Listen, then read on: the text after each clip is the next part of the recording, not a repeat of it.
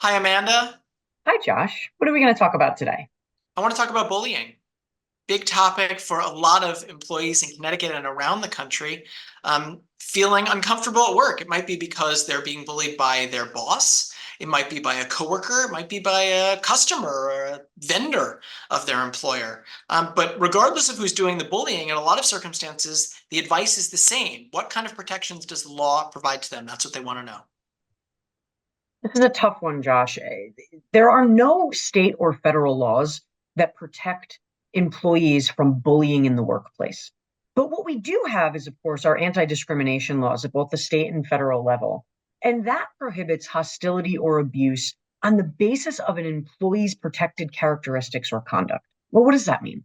That means if your coworker or boss is creating this hostile work environment on the basis of your sex, your race, your national origin, a disability you might have, or other of our more known protected classes, that may be actionable under state or federal law. The question we get a lot, though, Josh, is well, they're just bullying me and I don't know why, right? It's not one of those characteristics that is traditionally protected under by either state or federal law.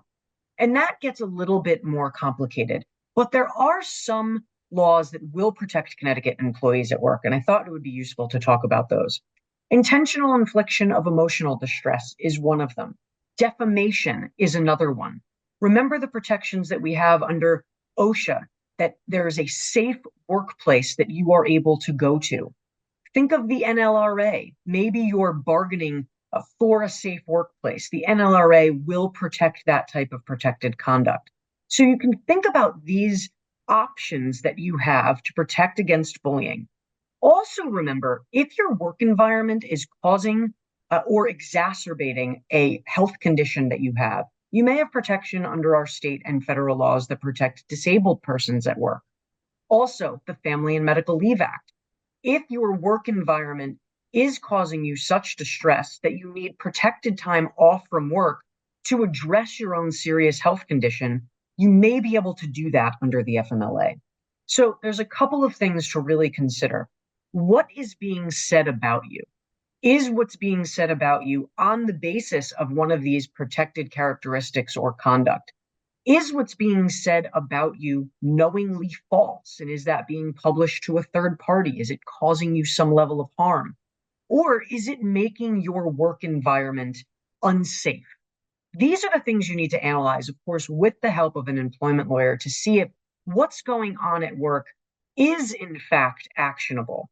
It's a little bit tricky and it's, of course, all very fact specific. But even though we don't have state or federal laws protecting bullying at work, there may be some workarounds that we can examine thoughtfully with you.